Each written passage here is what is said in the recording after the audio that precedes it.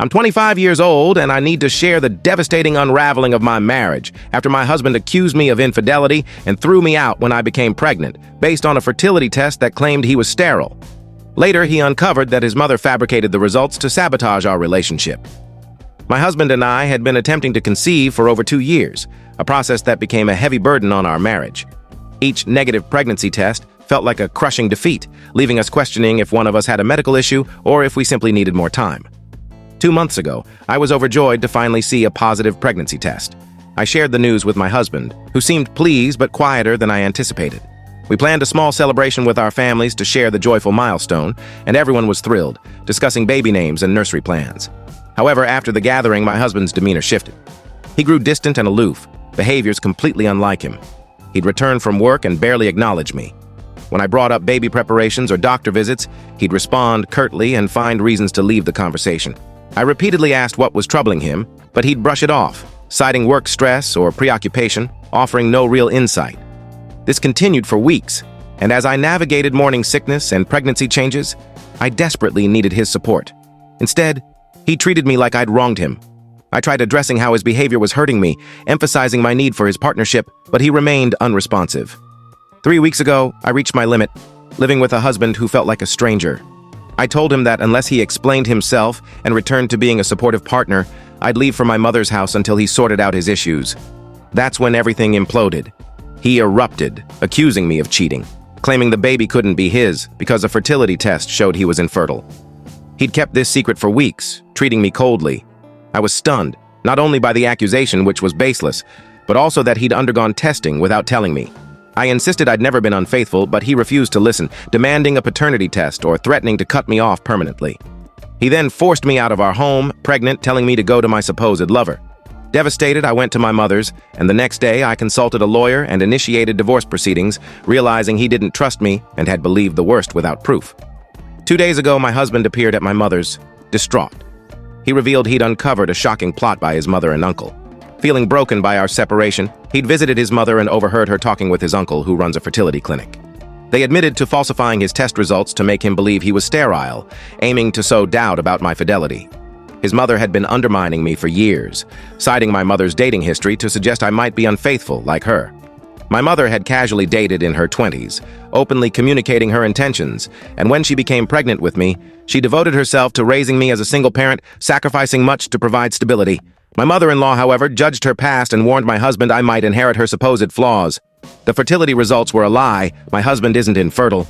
He begged me to return, tearfully apologizing, saying he'd been manipulated, but I told him I couldn't overlook his choice to believe I'd cheated without evidence, nor his decision to expel me while pregnant.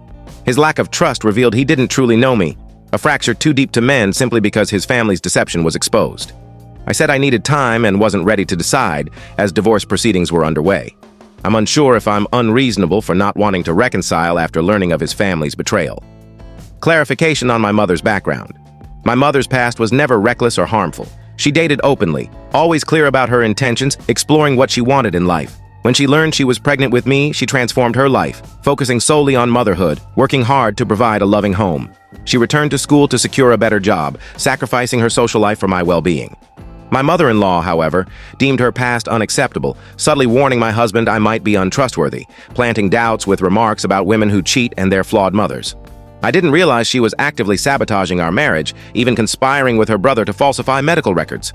First update, 2 weeks later. After reflecting for nearly 2 weeks, consulting my mother and a therapist, I decided to proceed with the divorce.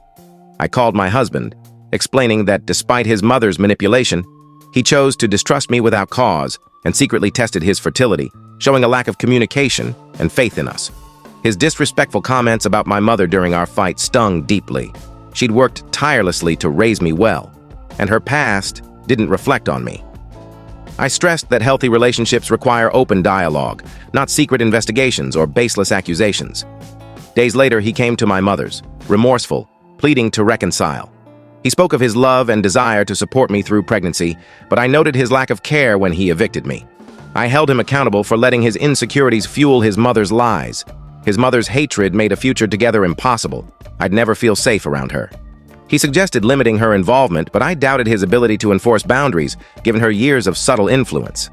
He proposed counseling, but I agreed only for co-parenting, not romance, as the trust was irreparably broken. We committed to a civil co-parenting relationship with strict conditions that his mother and uncle have no access to our child. Second update, 3 weeks later.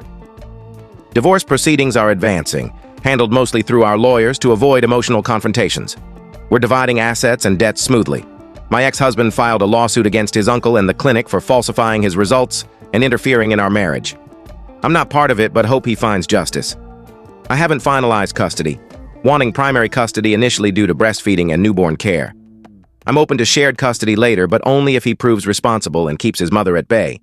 My mother has been my rock, attending prenatal visits and helping prepare for the baby, filling the role I'd imagined for my husband. My pregnancy is healthy, though my doctor advises stress reduction.